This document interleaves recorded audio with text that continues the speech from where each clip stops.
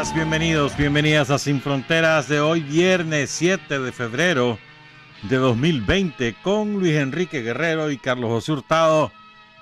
Vamos a iniciar la audición. Hoy es día de Sandino. Son las 6 de la mañana con 30 minutos.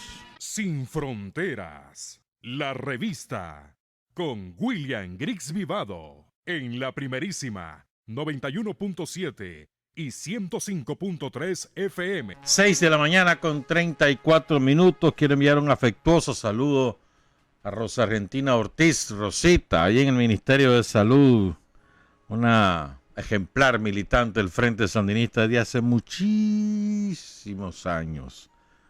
¿Cuánto ya? Como 50 años, Rosita, de ser militante del Frente.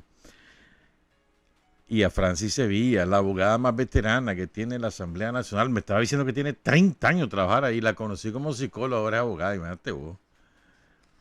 ¿Cómo está, Francis? Saludos a sus hijos, a sus nietos y a sus bisnietos.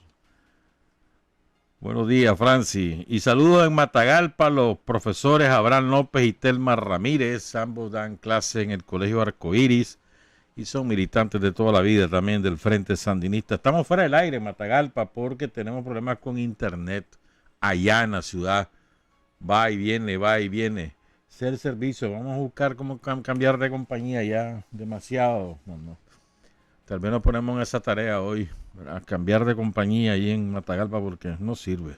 No la menciono para no levantar corroncha. Hoy empieza una jornada de 7 días, de una semana, para rendir homenaje por primera vez a Amanda Aguilar. Petrona Hernández,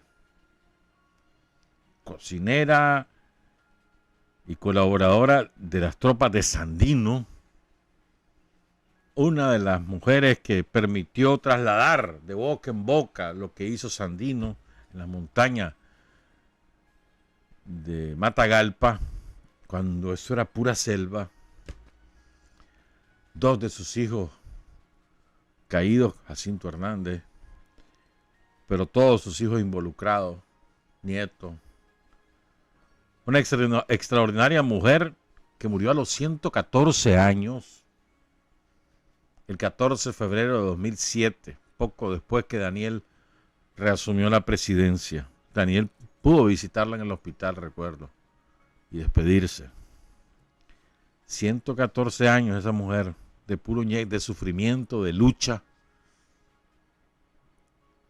Gran parte de su vida en la más absoluta de las pobrezas. Y firme toda su vida. Sandinista toda su vida. Entonces hoy empieza la jornada con una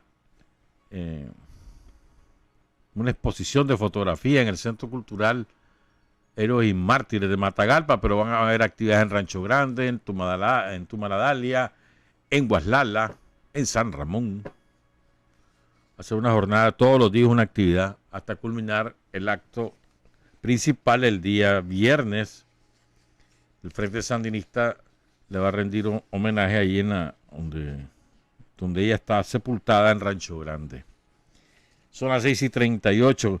2 cositas rápidas antes de entrar a 2 temas principales. La primera es: aprenderemos de esa espantosa tragedia de los niños el miércoles. 2 criaturitas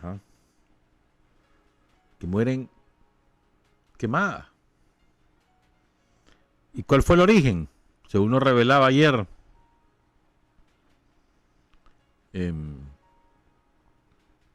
la vicepresidenta de la República, Rosario Murillo, el origen fue: dejaron conectado una tablet. Seguramente, y esto hay que aprenderlo, con uno de esos conectores hechizos que no son los originales.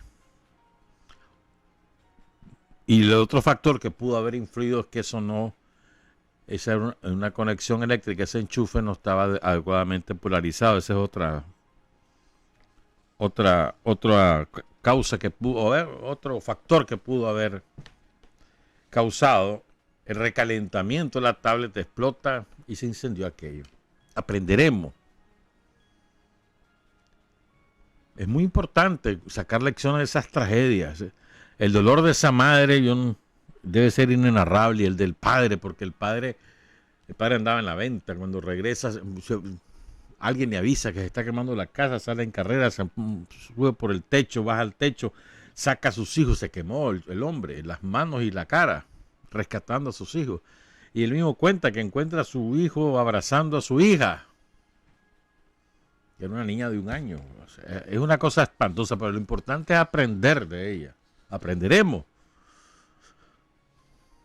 Es importante no descuidar a los niños y cuidar también los aparatos eléctricos que disponemos. Ayer, la Comisión del Salario Mínimo, que está integrada por la patronal y por los sindicatos y el gobierno, acordó un incremento del 2.63% en el salario mínimo. Es una nada, es verdad. Pero hermano, es la realidad. Hay que poner los pies en la tierra. ¿Qué esperaba? 15% incremento para que las empresas, en lugar de aplicar el incremento, comenzaran a correr gente. Esa es la realidad. La realidad de la economía es esa.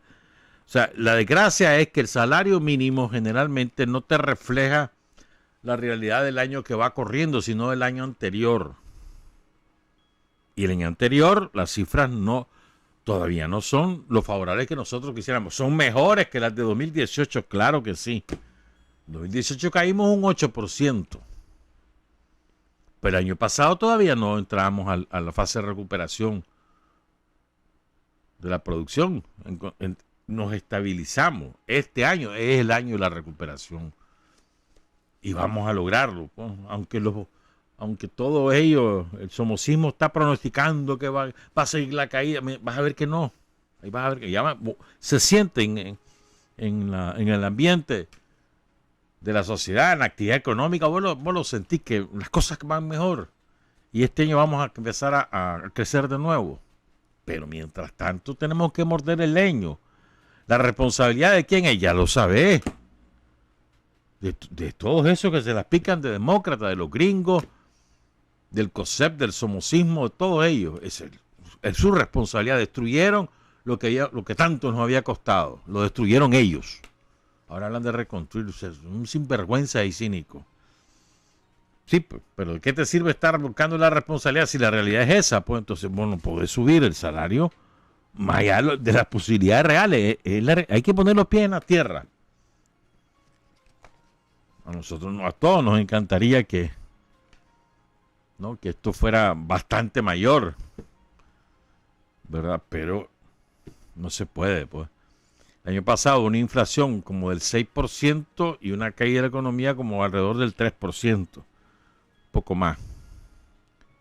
Entonces haces la suma y resta. Ya está. Y lo que te da es eso. Y esa es la fórmula que sale en la ley. Eso no es un invento del gobierno, eso está en la ley. Que no es de ahora esa ley, hace rato tiene. Esa fórmula está en la ley. Y se aplicó tal cual, pues. ¿Verdad? Ahora, mire qué contradictorio. Ahora resulta que ellos son los defensores. Dicen, es una ofensa que no sé cuánto. Dicen uno. Pero sale el COSEP diciendo, qué barbaridad que el gobierno decidiera eso. Lo que vamos a tener que correr gente. El COSEP. Por el 2, casi menos del 3%, 2.63. Es una vergüenza, por donde quiera que lo vea. Pero a mí me parece muy importante que nos caiga el 20, pues. El año pasado no hubo ningún tipo de incremento. Ninguno. Este año solo es el 2.63. Y vuelve a haber hasta el próximo año. Pero es que no ha sido así toda la vida, pues. ¿Quién paga los costos? El pueblo. Siempre ha sido así. Le hacen daño al pueblo y el pueblo paga los costos. Es una desgracia. Es una desgracia. Pero así es la realidad. A mí me parece importante que no nos queremos falsas expectativas. El próximo año otro gallo nos va a cantar, ya vas a ver. Ya vas a ver. La tenemos que seguir echando todos esos trabajadores por cuenta propia, todos los nuevos empresarios que han surgido, microempresarios, todos esos negocios por todos lados, y van a abrir una zona franca ahí en Matiare, hay otra zona franca que van a abrir por el lado de Nindirí. Ahí va de viaje, hermano. Ahí vamos. Con el esfuerzo de la gente. No anden pensando en salvadores milagrosos del extranjero, ni mucho menos todos esos sinvergüenzas que quisieron destruir el país para asumir el poder político. No. No piensen en ellos, piensen en uno mismo. La fuerza de nosotros es la que va a sacar adelante el país. Y fíjense, pese a esta catástrofe a la que nos obligaron estos sinvergüenzas, el gobierno de Nicaragua no ha despedido a un solo trabajador del Estado por razones presupuestarias, ni a uno. Por razones de otro tipo, incumplimiento, todas esas cosas sí. Pero por razones presupuestarias, a ninguno. Con todo lo que se sufre. Ni en salud, ni en educación, en nada. Bueno. Mira, Chepe Ramos ayer me recordó algo que yo había leído hace tiempo, hace como 4 o 5 meses. Porque yo tenía pensado hablar del tema en general hoy, entonces es más fácil que yo agarre eso, ¿verdad? Y sacar algunos extractos. Sobre todo me interesan los testimonios. Después vamos a hablar de Sandino, dos cosas diferentes de Sandino. Pero es que se trata de un artículo muy bueno que publicó la revista Tensiones Mundiales de Fortaleza en Brasil, una revista fundada en el año 2005. Lo publicó en septiembre del año pasado, en portugués, después se tradujo al español y a otros idiomas, porque es una revista muy importante. O sea, se publica en por lo menos 4 idiomas a través de la plataforma de internet. La autora de este artículo se llama Yorlis Gabriela Luna Delgado. Ella es una profesional destacada. Tiene un máster, está estudiando el doctorado. Es una ecóloga, una ecologista. Es una mujer muy preparada. Y ella se hizo ese artículo sobre, digamos, las raíces del golpe en Nicaragua en abril de 2018. Se llama el artículo La otra Nicaragua, Imperio y Territorios en Resistencia. Se los recomiendo. Lo encuentran en internet. Yorlis Gabriela Luna Delgado. Ella ha trabajado en Baco, en Chontales. Tiene una investigación publicada en una de las revistas de la Universidad Nacional Agraria, por cierto. ¿Verdad? Entonces, y fue un dossier que publicó esta revista sobre Centroamérica. Salvador, Guatemala, cada uno de los países de Centroamérica. Un número especial. Encargado de algo que se llama el Observatorio de las Nacionalidades. Bueno. Entonces voy a ir leyendo parte de lo que ella escribe, pero sobre todo quiero llamarle la atención sobre los testimonios que ella sacó, no de las víctimas del terrorismo somocista, no, sino de algunos de los promotores, inconscientes o no, de los promotores juveniles de ese terrorismo.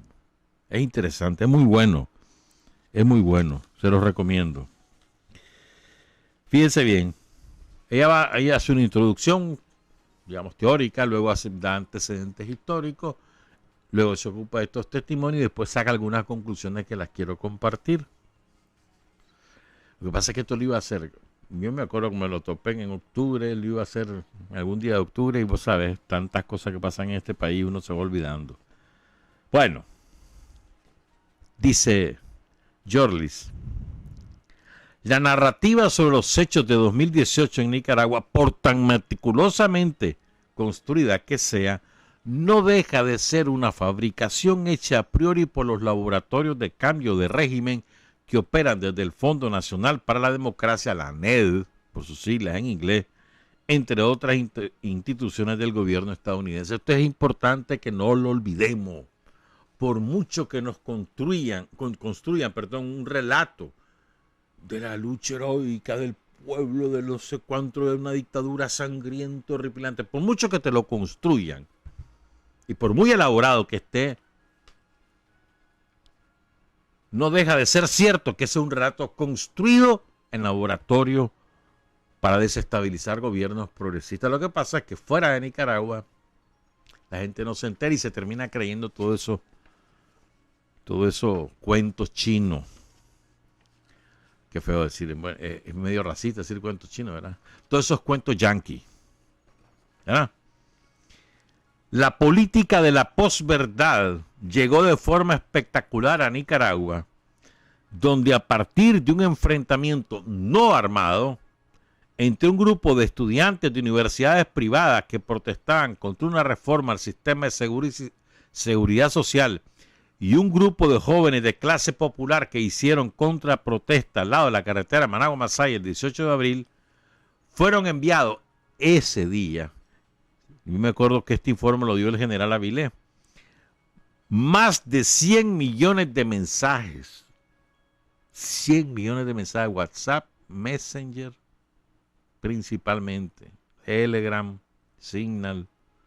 100 millones de mensajes con noticias falsas en menos de 72 horas. A los usuarios de las redes sociales. O sea, lo que son 100 millones de mensajes en un país chiquitito como este. Alrededor de los eventos del 19, 20 y 21 de abril se elaboró una estrategia mediática nacional e internacional para difundir masivamente una versión de los hechos de esos días, así como una explicación histórica, social y política más amplia. Fíjense bien, esto no fue casual. Ellos prepararon las condiciones, ya vamos a ver eso, prepararon las condiciones, pusieron a punto a todo su ejército de muchachos, sobre todo, con cerebro preparado durante muchos años por Estados Unidos, que estaban detrás de la cortina. Prepararon esas condiciones para el momento llegó ese momento, los activan, pero ya tienen creada toda la narrativa. Solo fueron acomodando la fecha y los nombres, pero ya todo estaba elaborado. No se les olvide. Y además con toda la parafernalia mediática, un montón de sicarios que aquí están y que son corresponsales de medios extranjeros que saben, que tienen experticia y que se enfilan en ese cuento. ¿Verdad? Dice Yorlis, la verdad se convirtió en un territorio en disputa, ya que todas las organizaciones de derechos humanos en Nicaragua, así como los principales medios de comunicación corporativos privados, reciben financiamiento de la AID, de la USAID o de la NED. ¿Estamos claros? En medio de los sucesos, la estrategia cambió de una presión psicológica en los medios sociales hacia una ofensiva violenta y armada, de protestas pacíficas con piedras y morteros a protestas armadas. En los meses de junio y julio, una amplia sección de la sociedad nicaragüense se movilizó físicamente para proteger barrios, escuelas, casas, infraestructura pública y privada y clínica, desmoronando el intento de golpe suave. Sin embargo, esa historia no ha alcanzado el interés de los medios internacionales, que en su abrumadora mayoría siguen proyectando una narrativa de un pueblo alzado contra un gobierno represivo. ¿Verdad? Entonces, después hace una reseña histórica y después va un capítulo que se llama La insurrección Made in USA, la insurrección hecha en Estados Unidos, fabricada en Estados Unidos. ¿Ya? Las redes, la declaración de Pompeo, no se nos olvide que Estados Unidos ha dicho públicamente que uno de sus objetivos es derrocar, destruir la revolución sandinista en Nicaragua. Lo ha dicho públicamente, no han dado con doble discurso. Mike Pompeo, el propio Trump en la semana pasada. O sea, no nos andemos enredando la vida, pues ellos lo han dicho públicamente, que uno de sus objetivos es destruir la revolución sandinista en Nicaragua, como la revolución cubana, como la revolución bolivariana, que no andan con cuentos. Ya lo han hecho con Bolivia y van a robarse esas elecciones, no tengan la menor duda, ahí no va a haber competencia justa ni democrática, van a robarse esas elecciones van a apresar a cuanto dirigente el más. Ayer apresaron a otro más y así van a seguir. No se les olvide esto. Su objetivo público, confesado, es destruir la revolución sandinista. Allá, en guerra avisada, no muere soldado. Y el presidente Ortega, el Frente Sandinista, tomará las medidas pertinentes para restar al máximo posible los argumentos, las excusas, para que ellos escalen esa agresión. Siempre hay que tomar en cuenta que el objetivo principal es, ¿verdad?, neutralizar la agresión. Siempre tomen en cuenta eso sobre cualquier medida. Entonces recuerda, entre otras cosas, Yorli, que la ANED financió a la UNO, creó la UNO en el 89. La creó, la financió, la organizó, le puso el nombre, le escogió el candidato. Sembró la ola de rumores. ¿Te acordás cómo era aquello, mano? En aquel tiempo la televisión no tenía una gran penetración, era la radio, los medios escritos un poco también, pero sobre todo era la radio. Y sembraron, y el boca a boca, el rumor. Me acuerdo una radio que metía un ruido en ese sentido de rumores, de cuechos, de mentiras, de infamia, que era una tal Radio Impacto que funcionaba en Costa Rica. Me acuerdo muy bien de esas cosas. Bueno, y a partir de ese momento se dedicó la ANED, ¿verdad?, a consolidar el poder establecido, el conquistado con la Violeta y todas sus fuerzas económicas y políticas, y a fortalecer los partidos de ellos. A eso se dedicaron. Cuando sufren la derrota del 2006, entonces cambian la estrategia y se dirigen, abandonan a los partidos, al PLC, al Monte Alegre, a todos ellos, y se dedican a los ONG. ¿Quiénes tenían los ONG? ¿Quiénes copaban los ONG? Gente que traicionó al Frente Sandinista, que desertó el Frente desde los años 90, mediados de los 90, esos eran los que copaban, vinculados al MRS. Entonces, la ANED se encarga de financiar las cosas a través de esos ONG, de financiar su estrategia de desestabilización, que nunca fue a corto plazo, sino a mediano plazo. Y aquí vienen las cosas interesantes que va explicando Yorli, ¿verdad? Oigan esto, dice. Las organizaciones construidas y respaldadas por la ANED han pasado años recibiendo amplio presupuesto en millones de dólares, sentando las bases para la insurrección en Nicaragua, según propia confesión de ellos. Mediante becas para estudiar inglés, diplomados, posgrados y cursos con nombres atractivos y tentadores a la juventud, acreditados con universidades de alta exclusividad. Las becas eran difundidas en las redes sociales, en las universidades públicas y privadas, y en las comunidades, y aquí viene un aspecto interesante, y en las comunidades de bases juveniles de la Iglesia Católica. Los jóvenes aplicaban en una página web. Entonces Yorli, se hizo entrevista a muchachos que estuvieron en esta onda. Salen las iniciales, no salen los nombres completos, pero salen las iniciales. Esta entrevista es del 11 de febrero de 2019 a alguien. No se sabe el sexo tampoco. Dice: yo me enteré por las pastorales juveniles de Catedral que todo líder joven de la pastoral juvenil tenía que aplicar. Y me dijeron que aplicar en las redes sociales. Nos decían que era un consorcio abierto donde participaban el IPADE, el de Jaime Willock, la Embajada de Estados Unidos, la AID, el Instituto de Políticas Públicas, el IEP, el de Maradiaga, la Universidad Americana, la universidad que estaba en manos de Ernesto Medina, la Universidad Thomas More, la American College. Toda esa gente estaba detrás de esa oferta de becas financiada por el gobierno de Estados Unidos. Entonces, a través de la Iglesia Católica, las pastorales juveniles le decían a los hipotes: vayan a matricularse en esos cursos. Ya estando ahí, dice este testimonio, te hablaban de fondos para la inversión, de becas internacionales a Estados Unidos, programas de pasantías y voluntariado solidario, viajes internacionales y para que te financiaran programas grandes o emprendedurismo. Eso. Siempre me cuesta leer esa palabra. Tenías que ser parte del consorcio. Es decir, si querías ser emprendedor, empresario, pues microempresario, tenías que ser parte del consorcio. O sea, tenías que hipotecarte. Te decían que era político, que sobre todo era para el desarrollo, pero una vez que iniciaba en un programa, ellos te ponían a alguien a darte acompañamiento. Se calcula que entre 2 y 5 mil muchachas y muchachos fueron capacitados como promotores de democracia, actores de influencia, periodistas comunitarios y otros títulos rimbombantes que se daban. Los cursos, ahí hay uno, un famoso de los primeritos, formado uno que es de Matagalpa, nefasto. Los cursos incluían formulación de proyectos, reportajes, videos, fotografías, redes sociales, creación de páginas web, colecta de fondos y donaciones.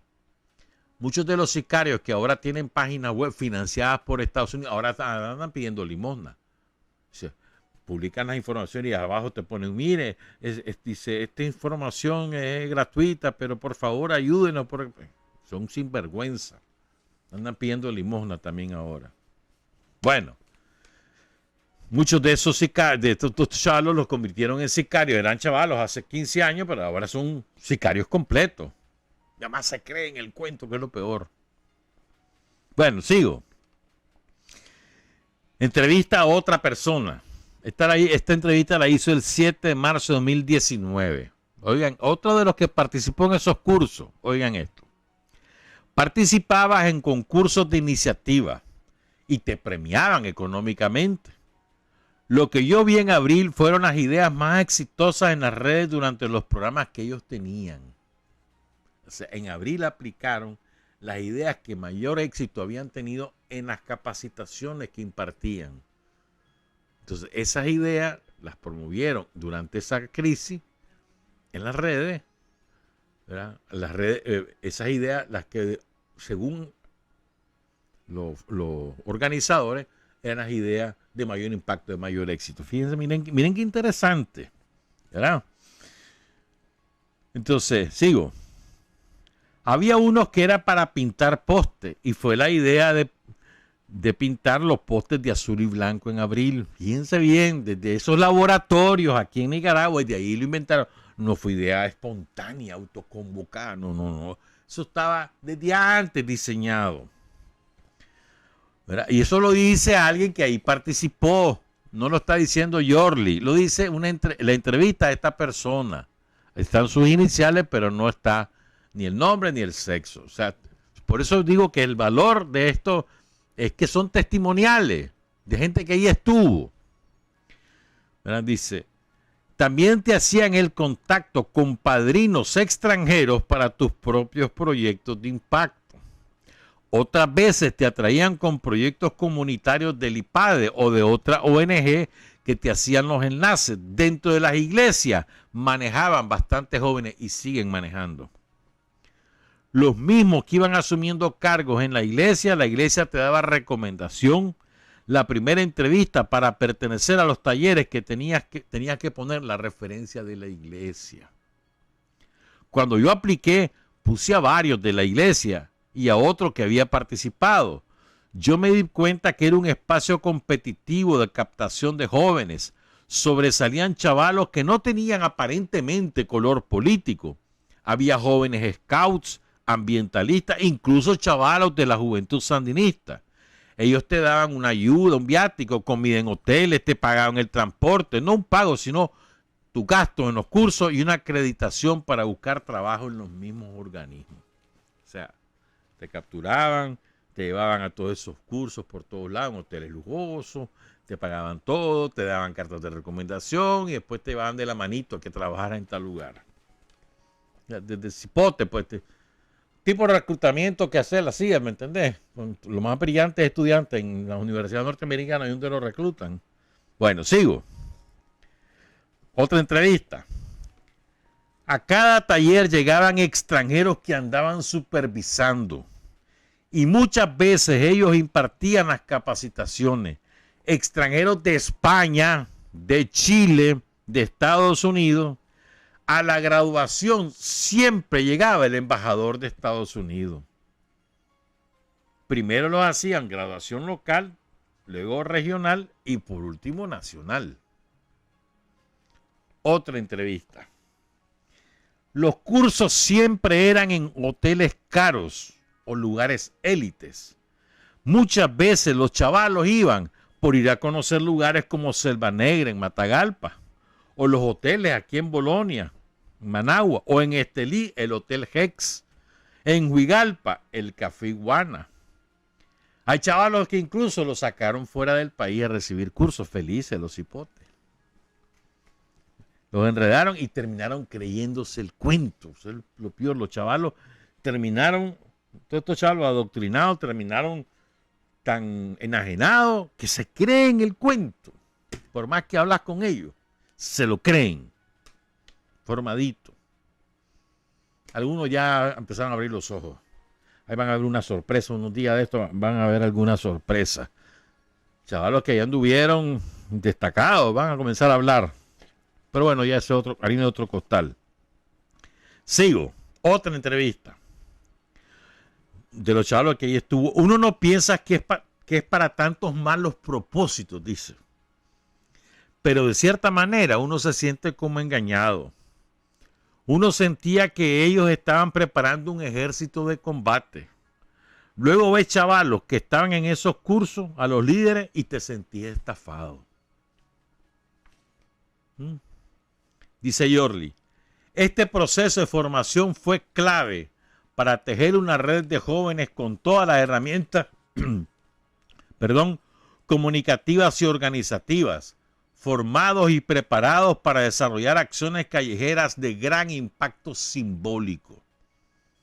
Muchos de ellos eran jóvenes pobres, empobrecidos o de clase media baja y alta. Fue un proceso de formación exitoso. Desarrollaron un orgullo, un sentido de pertenencia e identidad grupal. Esto es muy importante. Al participar en estos programas y terminaron alineados con los intereses extranjeros, porque como regularmente iban los mismos, se iban conociendo, iban entablando amistad, se estrechaban las relaciones entre ellos, algunos se hacían pareja, después se separaban, pero mantenían relaciones amistosas, se admiraban los unos a los otros, entonces había un sentido de pertenencia y grupal, y eso fue muy bien aprovechado para después lanzarlo a lo que pasó en abril. O sea, ahora, ¿cómo rompes eso entre ellos? Es lo complicado, pues. Pero ya ves que algunos chalos ya abrieron los ojos, ya escuchaste los testimonios, y hay muchos otros que van a ir hablando poco a poco. Dice Yorlis, la formación que recibían sobre la realidad social y política del país era alejada del contexto histórico o político para generar una conciencia social parcial, porque no se analizaba la historia de Nicaragua, ni el contexto político regional, ni un sentido crítico del mismo proceso de formación. Su objetivo era desideologizar, ¿se acuerdan? Me voy a detener aquí, ¿se acuerdan? La política no sirve, la política es para vagos, los partidos no sirven. ¿Se acuerdan? Que se regó eso. Y era dominante entre el chavalero de las universidades privadas y también algunas universidades públicas, recuerden. Creado deliberadamente para desideologizar a la juventud y tener caldo de cultivo para las nuevas cosas, nueva manera de hacer política. Miren en qué terminaron todos sus dirigentes. Todo el chavalero que estuvo en eso, ¿dónde está ahora? Que revisen ellos. Sigo, pues. Adormecer su conciencia de clase, su sentido del momento histórico y colonizar su subjetividad, colonizar su voluntad. Un adiestramiento reaccionario disfrazado de revolucionario. Los jóvenes son los más vulnerables porque son los más atraídos por la industria cultural, entretenimiento, moda, arte, publicidad. industria cultural globalizadora que atontadora, cargada de símbolos, signos y significados psicológicamente bien construidos, destinados a favorecer la mentalidad de consumidores individualistas, banales y superficiales. Es que está retratado, es excelente el trabajo, por eso que hace Jordi. De una manera muy sucinta te va sintetizando lo que ocurrió, vale la redundancia, sintetizando lo que ocurrió con todo este grupo de cipotes y cómo los fueron deformando. Por ello, dice, los máximos representantes de toda esta industria de entretenimiento en Nicaragua, artistas, supermodelos, diseñadores, influencers, fueron símbolos íconos para las protestas de abril. Un padre de familia de un joven que participó en los tranques y tomas de recintos de universidades le dijo a Yorlis lo siguiente. O sea, este sí sabemos el sexo, es un padre. Primero dice, mi chavalo se ganó una beca de estudiar inglés en el Centro Cultural Estadounidense. Luego, solo de curso en curso vivía. No me decía nada, solo me decía, ahí vengo. Pero fue cambiando, se fue llenando de ego, de vanidad, de orgullo. Ella cree, es una chavala, entonces no es un chavalo, ella cree que sus análisis del país es la única verdad. Llena de ego, ya no es mi chaval humilde. Se volvió bien consumista, ya no acepta que es pobre.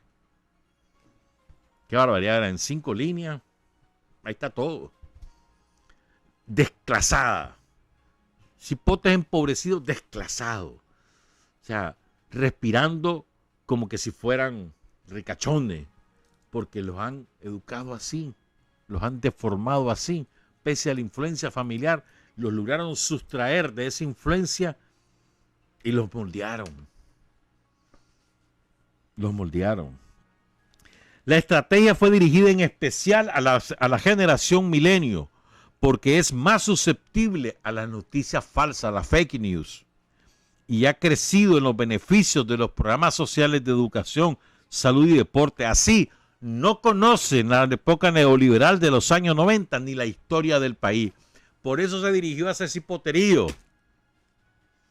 Al cipoterío que no sufrió las consecuencias de la privatización, las consecuencias de la confiscación de los derechos sociales, las consecuencias de la violencia del Estado, en todo el sentido de la palabra, contra todo aquel que simplemente reclamara sus derechos. Todo el que no conoció eso era carne de cañón para ellos, era caldo de cultivo, ahí era donde iban a sembrar y por eso los escogieron, no fue fortuito. No fue fortuito, ¿verdad? Estos jóvenes formados construyeron, oigan esto porque es importante, durante 2 a 4 años, redes sociales fuertes, nacionales y territoriales, apolíticas, donde interactuaban miles de personas sobre compra y venta, los lugares de fiesta, entretenimiento locales, como por ejemplo los grupos de Facebook, el grupo Mercado Oriental, o Masaya Chismes y Más, o Entertainment Chontales, o Compra y Venta Nicaragua.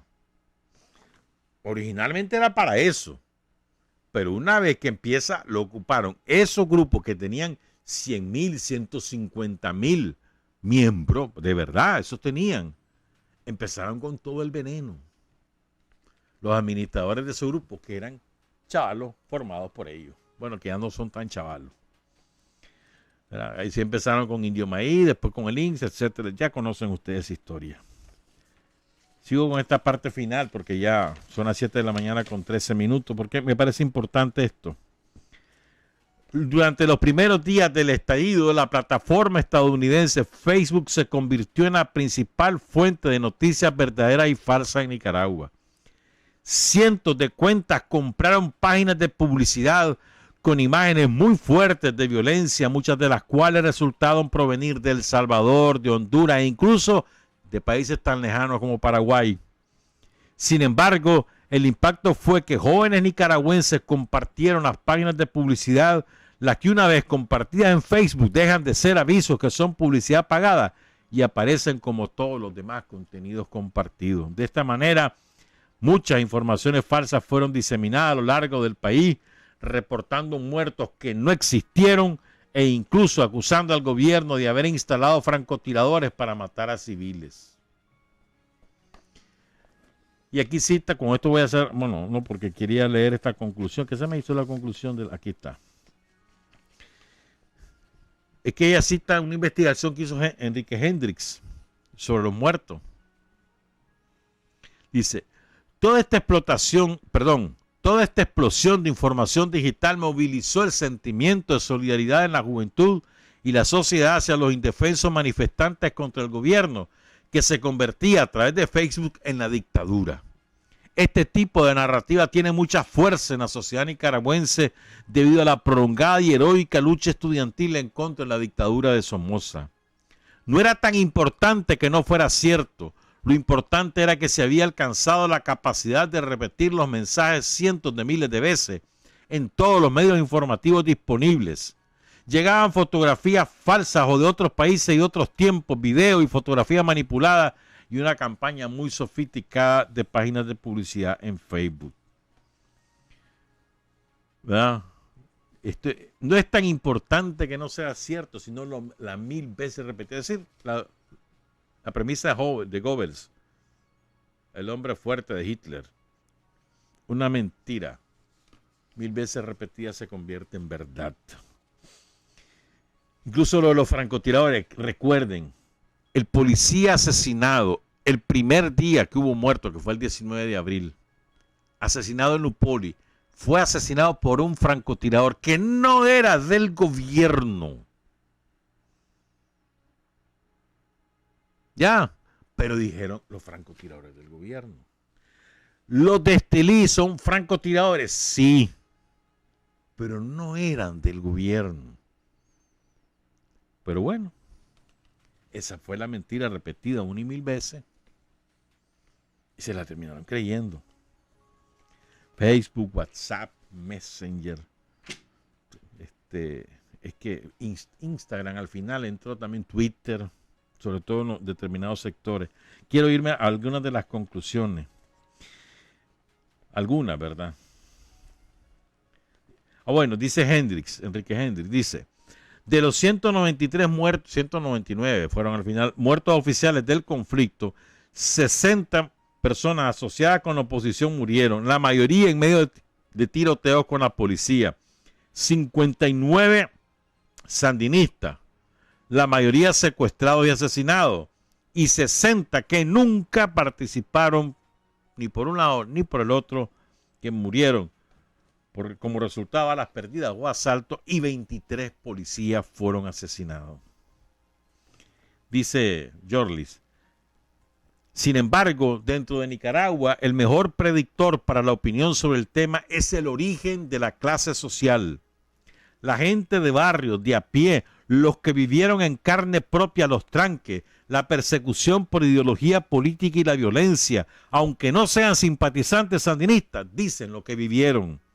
Y los de las clases medias para arriba, que desde el confort de sus casas en residenciales privadas instaban a la violencia o repetían información que desconocían su veracidad, tienen otra opinión y reproducen el discurso sobre la dictadura. En este caso, fue el origen y la conciencia de clase y no el origen ideológico el que marcó la diferencia. Esto es muy importante. Fue el origen y la situación de clase lo que marcó la diferencia. No fue tu formación ideológica supuesta, sino qué situación de clase, qué origen de clase tenía. Eso marcó la diferencia. Mucha gente que en los años 80 fue contrarrevolucionaria, pobre, de barrio, de campo, obreros o campesinos, no se dejaron convencer por la oleada mediática. Y otra gente que en los años 80 fueron emisarios revolucionarios de clase alta y media alta, hoy vinculados a los ONG, tuvieron una posición contraria. El territorio ideológico quedó demarcado, las etiquetas desaparecieron y se transparentaron en las personas los principios, valores y la identidad. Y cierro con esta reflexión de Jorli. El terror siempre ha sido usado como mecanismo en la historia centroamericana. Lo usaron los conquistadores contra los indígenas rebeldes. Luego los marinos yanquis en las invasiones a Nicaragua. La dictadura latinoamericana, la contrarrevolución en Nicaragua y la oposición en abril de 2018. Y hay una frase de la boliviana María del Rosario Valenzuela, que escribió un libro, publicó en Cuba, hace como 10 años, algo así. Se llama ¿Por qué las armas? Algo de los mayas, no me acuerdo cómo que dice el libro. Pero bueno, dice ahí, que lo cita aquí la Yorli, dice ahí Rosario Valenzuela: el terror siempre fue usado en la conquista, oigan esto, el terror siempre fue usado en la conquista para alterar la percepción de las personas sobre sí mismo y el colectivo. ¿Qué significa? El terror que impusieron termina alterando lo que vos pensás de vos mismo y de tu grupo, de tu familia, de tu comunidad. O sea, es tan pavoroso eso, tan intenso el terror que te siembran, que cambias tu manera de pensar, de concebirte vos mismo y de concebir a tu colectivo, a tu familia, a tu comunidad, ¿verdad?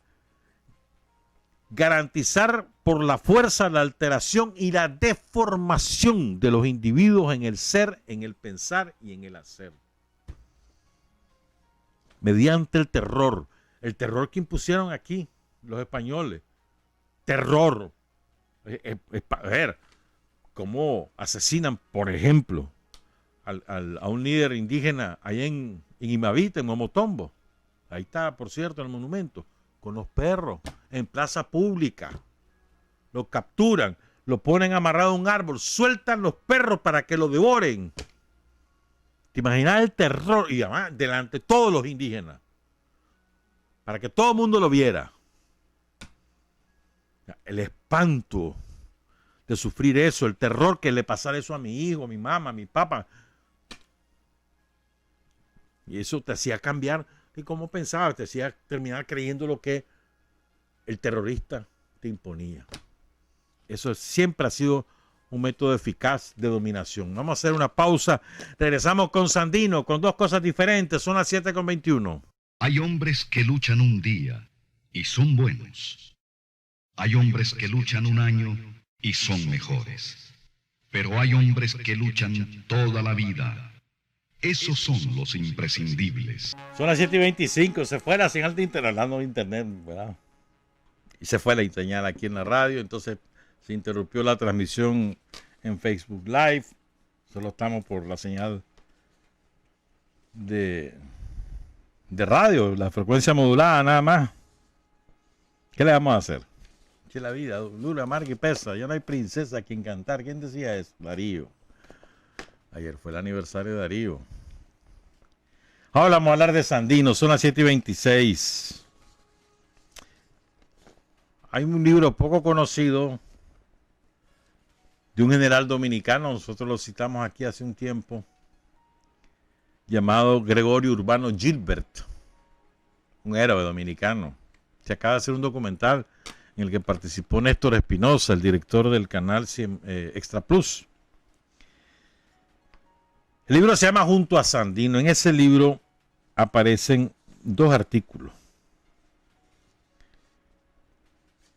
Uno de ellos de Ernesto Mejía Sánchez y el otro de Alberto Guerra Triguero. Vamos a contarle quiénes son ambos. Pero antes también aparece una declaración que hizo Gabriela Mistral, Nobel de Literatura de Chile. Antes de Neruda fue Gabriela Mistral.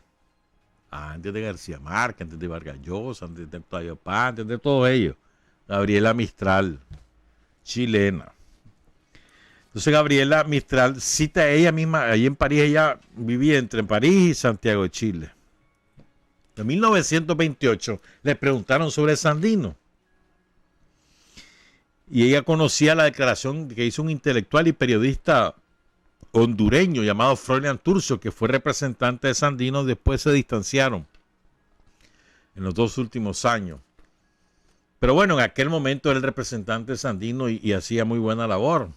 Entonces Gabriela Mistral cita lo que decía Frolian Turcio. Dice: Los ojos del mundo, dice Gabriela, yo diría que el mundo español, porque al resto les importa bien poco, dice Gabriela. Pero Froilán dice, los ojos del mundo están puestos en Sandino, sin esperanza alguna de que él venza, según Froilán Turcio, por un destino de David Hondero, de la onda de David, que ya no aparece, con la esperanza únicamente de que alargue lo más posible la resistencia y postergue la entrega del territorio rebelde a fin de que se vea hasta dónde llega la crueldad norteamericana, hija de la lujuria de poseer.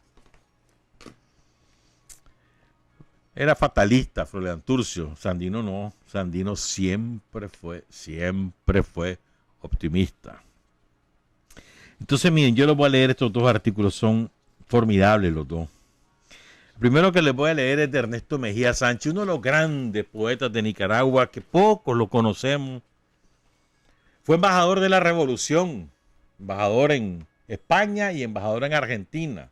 Ya cuando él estaba muy enfermo, en el 85, renunció y se fue a su casa en México. Él tenía su residencia en México y poco después murió. En el mismo año 85 murió Ernesto Mejía Sánchez, uno de los grandes de la generación del 40, Coronel Urtecho, de Ernesto Cardenal y demás, Pablo Antonio Cuadra.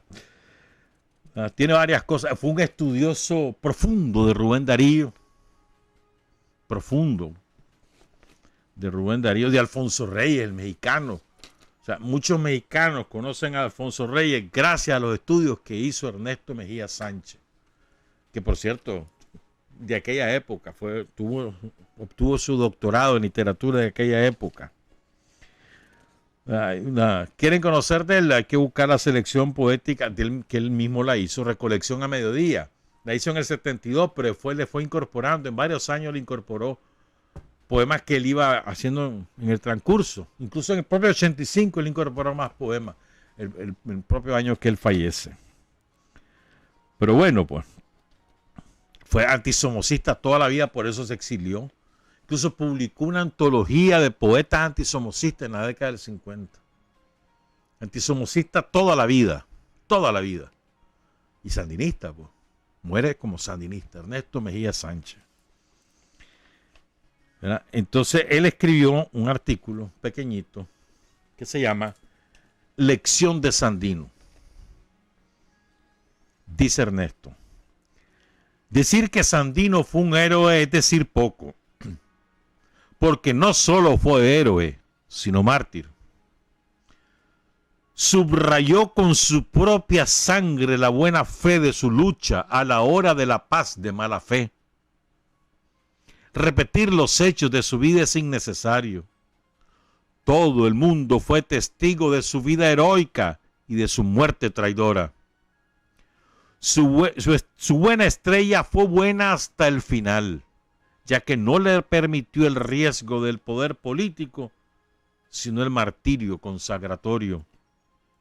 A la luz del martirio, como dicen que se va la vida al punto de la muerte, se verá su vida y su lucha allá para siempre. En el aspecto nacional, su muerte, su martirio, su asesinato, nos indica que nada bueno puede nacer del crimen y de la violencia. Nicaragua entera ha pagado en carne viva la culpa del asesinato y el propio asesino cosechó a lo largo de los años una lluvia de balas justicieras. Pero la sangre de Sandino no se orea aún. Así como ilumina su gesta histórica, así mancha al país ingrato que produjo a su verdugo.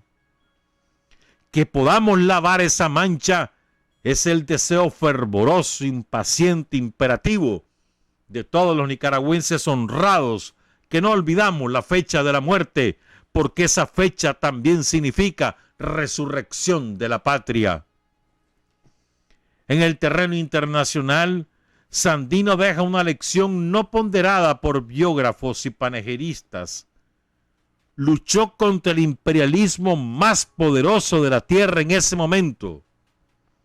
Aceptó la concurrencia en su bandera de los hispanoamericanos de todos los países, pero rechazó la ayuda de potencias y partidos extranjeros que hubieran tomado su nombre para una pugna internacional a la que Nicaragua no estaba invitada. Digno hasta ese punto, su gesta, mientras más se analiza, es más nacional y personal. Es la dignidad de la nación hecha persona humana, consciente de su derecho, responsable de su lucha, heroico en la defensa, mártir ante la perversidad. No pasarán los años vanamente al lado de su historia y quizá alguna vez la América hispánica conozca su lugar en el universo, el lugar que le dio Sandino en el campo de la dignidad, la libertad y la justicia. Ernesto Mejía Sánchez. Es una cosa preciosa, ¿no? Ernesto Mejía Sánchez es el inventor del prosema. Se me había olvidado mencionarlo. El que inventa esa manera de hacer poesía, el prosema que se llama. Hay muchos ahora prosistas. O sea, que escriben poemas en prosa, ¿me entiendes? Este es un poema en prosa. Este es el estilo de Ernesto Mejía Sánchez. Entonces, es una maravilla. A mí me encanta este artículo, pues, ¿verdad? Pero fíjense bien. A mí esta frase la estoy buscando de nuevo. Aquí está. Quiero leerla de nuevo. Pero la sangre de Sandino no se orea aún, así como ilumina su gesta histórica, así mancha al país ingrato que produjo a su verdugo. Que podamos lavar esa mancha es el deseo fervoroso, impaciente, imperativo de todos los nicaragüenses honrados, que no olvidamos la fecha de la muerte, porque esa fecha también significa resurrección de la patria. El asesinato de Sandino es la resurrección de la patria. Ernesto Mejía Sánchez. Ahora voy con otro artículo. Este es mucho menos conocido. Yo diría desconocido. Hace muchísimos años lo leí y yo lo había olvidado hasta que lo leí. Ah, sí es cierto. Lo que es verdad. Es escrito por un nicaragüense salvadoreño. La nació en Nicaragua, pero realmente se desarrolló como intelectual, como hombre vinculado a las artes en El Salvador. Él es salvadoreño realmente, aunque haya nacido aquí. Se educó en universidades de París, de Suiza, de Londres, incluso estando allá. Él era hijo de salvadoreña y nicaragüense, entonces tenía muchos reales, su papá, para mandarlo por aquellos lados en aquellos tiempos. Entonces, estando chavalo, como de 18 años, algo así, 20 años, estando en Londres, se muere su papá. Y le deja una herencia que no es jugando. Entonces, él interrumpe sus estudios y se viene a administrar los reales de su papá que le había dejado. Y la mamá decide irse a El Salvador. Después que se muere su marido, se va a El Salvador y entonces él también se va con ella. Entonces, estando en El Salvador, Alberto Guerra Trigueros, estando en El Salvador, ahí compra un periódico y ese periódico le sirve de instrumento para acercarse a todo el mundo artístico y se convirtió en la estrella de la época. Porque alrededor de él se reunían los artistas, los intelectuales, políticos. El periódico, él nació en Rivas el 28 de febrero de 1898 y murió en San Salvador el 22 de junio de 1950 de un infarto. O sea, tenía apenas 52 años. Joven, muy joven murió. El periódico que él compró, que lo compra en 1925, se llamó Patria. Entonces, Alberto Guerra Trigueros, todo un intelectual de dinero, formado en universidades europeas de la época, lo mejor que había, París, Suiza y Londres, que no tenía ninguna necesidad de identificarse con Sandino ni con su lucha, sino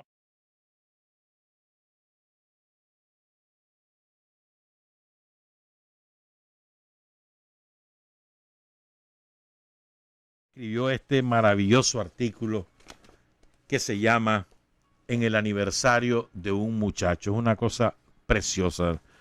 Escúchenlo, por favor.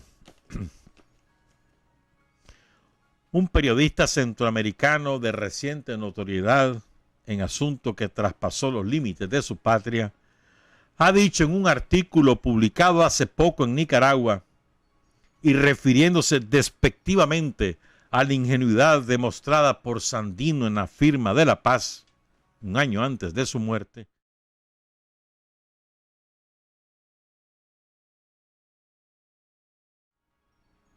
un muchacho, supremo insulto en la boca de los que se consideran grandes, de los que todo lo saben y todo lo miden y todo lo calculan. Un muchacho, pues claro que sí, y a mucha honra. Contestaría yo a nombre de Sandino, como que Sandino fue siempre un muchacho. Con toda esa generosa sencillez, todo ese incomparable espíritu de aventura, de desprendimiento y de grandeza que solo puede caber en el alma ilímite y fresca de un muchacho. Porque solo un muchacho, uno de esos revoltosos muchachos que se arrojan a la vida en cada mañana del mundo, como quien se capea de la escuela, solo un muchacho desconocedor de las serias y egoístas realidades de la vida, solo un muchacho a lo Peter Pan que nunca quiso crecer, solo un muchacho de alma, de fondo y de eternidad, solo un muchacho totalmente falto de razón y pletórico de sentimiento pudo pretender hacer lo que él hizo, lo que él, contra todos los cálculos y las más razonables previsiones, logró realizar en Centroamérica y hacer realizar a otros. ¿Quién, sino un muchacho, iba a enfrentarse durante más de 5 años, carente de recursos, de armas, de apoyo material y moral en su propia patria, no solo al tremendo poderío guerrero y económico de Estados Unidos, sino a las adversas circunstancias en que le tocara combatir? ¿Quién, sino un muchacho, iba a enfrentarse a la selva, al pantano, a la serpiente y al mosquito, y ello totalmente falto de medios con que combatirlos? ¿Quién, sino un muchacho, iba a enfrentarse al mismo tiempo a Norteamérica y a Nicaragua? La Nicaragua de los hombres fieras, la Nicaragua de la naturaleza indómita y feroz.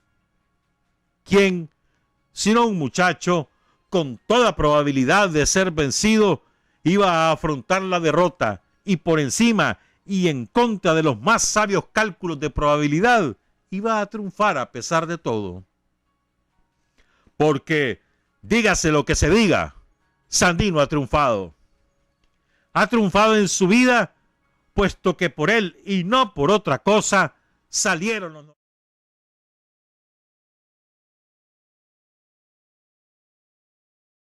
simbólica muerte, porque no fueron los yanquis quienes lo mataron frente a frente, sino sus propios compatriotas y a traición.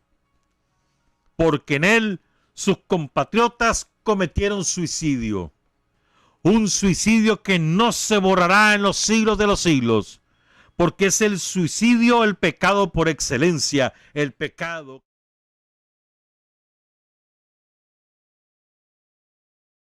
forma u otra deberá pagar. Deberá pagar por haberse suicidado en la persona heroica del muchacho Sandino, como ha pagado el pueblo hebreo a través de los siglos por haberse suicidado en la sublime figura de otro muchacho, Jesús de Galilea. Ese es el artículo de Guerra Trigueros, el periodista nicaragüense salvadoreño, escrito en uno tantos aniversarios de Sandino. El día que mataron a Sandino resucitó la patria. Las 7:42, trabajar, avanzar, combatir, vencer, patria y libertad. Revolución es sentido del momento histórico. Es cambiar todo lo que debe ser cambiado. Es igualdad y libertad plenas. es ser tratado y tratar a los demás como seres humanos. Es emanciparnos por nosotros mismos y con nuestros propios esfuerzos. Es desafiar poderosas fuerzas dominantes dentro y fuera del ámbito social y nacional. Es defender valores en los que se cree al precio de cualquier sacrificio. Es modestia, desinterés, altruismo, solidaridad y heroísmo. Es no mentir jamás ni violar principios éticos. Es convicción profunda de que no existe fuerza en el mundo capaz de aplastar la fuerza de la verdad y las ideas. Revolución es unidad, es independencia, es luchar por nuestro sueño de justicia para Cuba y para el mundo, que es la base de nuestro patriotismo, nuestro socialismo y nuestro internacionalismo.